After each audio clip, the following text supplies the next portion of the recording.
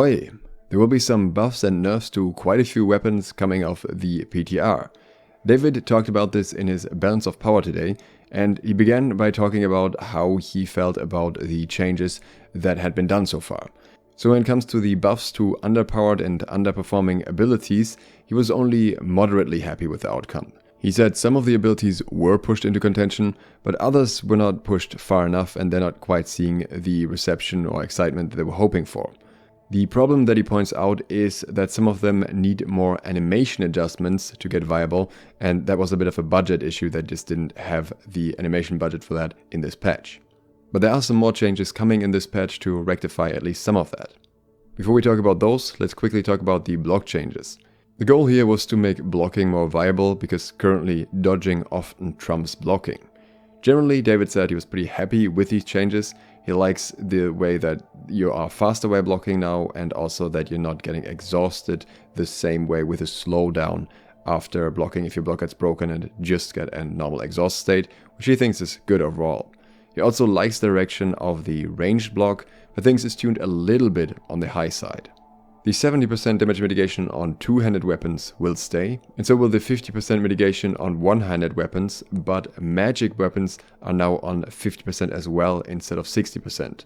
This change is particularly relevant for the Ice Gauntlet with its high blocking value and the blocking stamina perk. I honestly hope they also adjusted that separately, but he didn't mention anything about it here at least. The Fire Staff Incinerate change did not really go in the direction that they wanted it to, so now they're changing it in a different one. The pushback of the ability is now removed because it's not necessarily that useful in terms of follow-up, and instead the ability will get a stagger or an interrupt. This is generally a stronger effect to have. In return, the damage of Incinerate will be reduced a little bit. I don't know if this means reduced from the current increased value on the PTR, which was increased from 150 to 175, or reduced below that even. Could really be either here. The Rapier gets a change to Flurry, where they try to improve the homing or the tracking. David thought it didn't really make enough of a difference, but when they tried to increase it, that actually ended up breaking more things. So now what they're doing instead is giving the ability Grit. This is a pretty significant change. This is very useful both in PvP and in PvE in various situations. So yeah, overall a very nice buff for the Rapier here. The Life Staff gets a ton of buffs. So Splash of Light had a significant range reduction, which received very negative feedback all around, which is understandable to be honest, because it mostly felt like a nerf. This was a raid targeted change, because they were worried that it would heal the entire raid with that effect, so they changed it another way so that now Splash only affects your group in the raid instead, and the new distance change that they made is removed instead, so it'll be going back to its old distance. Orb of Protection is also seeing a buff that it really deserves at this point, which is increasing the Fortify from 10% to 20% to match the new way that Fortify works a little bit better, because the overall mitigation it provides are just lower now. The healing increase per buff on Light's Embrace was increased from 15 to 20% as well. Good times for healers, a lot of nice buffs here that may make less used abilities a little bit more useful.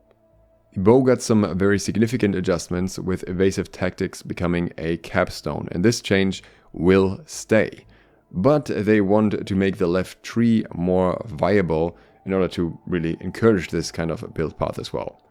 The first thing that'll happen is that the new perk, Rending Headshot, will have its 10% rend duration increased from 3 to 5 seconds.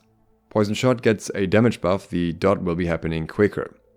For Rain of Arrows, the animation speed was increased by 50%, which is pretty impressive, and one of the major things that in my opinion always held the ability back. It just felt more clunky than anything else. It could actually feel pretty nice now. There are more weapon changes, but David also talked about the new Heartrune. He said it feels a little bit overwhelming, that was the feedback in general, and he agrees. So it's getting a 15% damage increase now.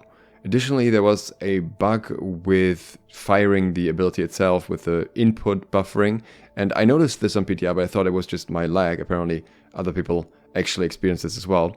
So this is fixed now, and also they are considering that if the Heartrune ends up not getting used enough, they may speed up the activation of the sandworm coming out itself in the future.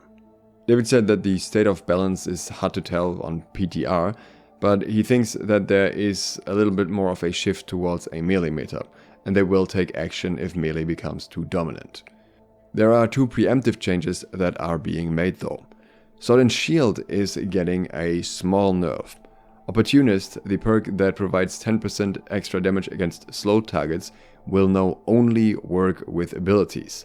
This was done because this kind of complements the changes to Whirling Blade and Reverse Stab, with those abilities effectively hitting more often and dealing more damage in various situations and attacking faster and everything.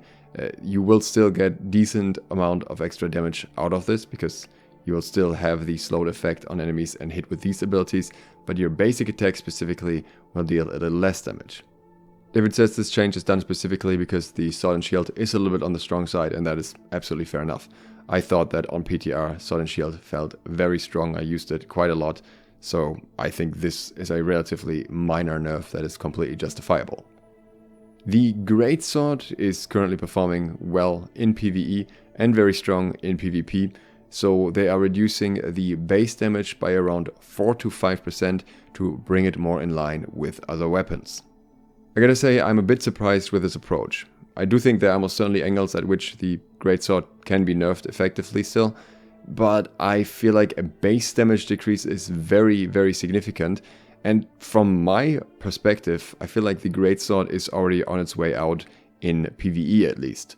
I have many other weapon options that I'm contemplating at the moment, and the Greatsword is kind of the last in the row here because it basically only does as much damage as other options if you're willing to take the extra damage in return, and doesn't really have any significant upside. So for the Sandworm, for example, I don't think there's much of a reason to have any more than one Greatsword just to apply the debuffs.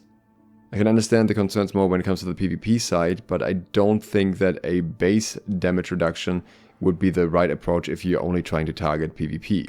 The main reason why the Greatsword is still used in PvE over other weapons is simply the amount of AoE damage it has. It's just a consistent cleave, and that doesn't change if you reduce it by 5% damage or by 15% damage.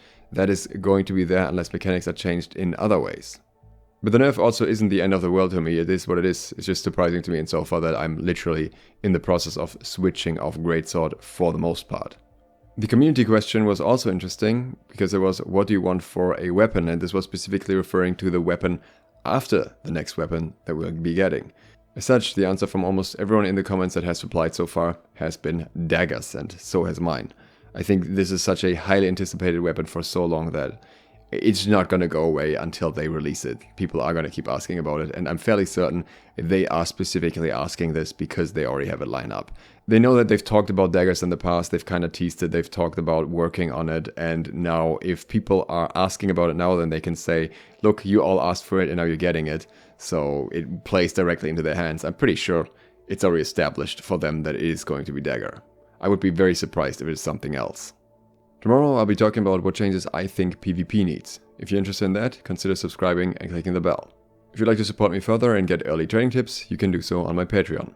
Thanks to my patrons who do exactly that, and thank you for watching. SLOTH, out.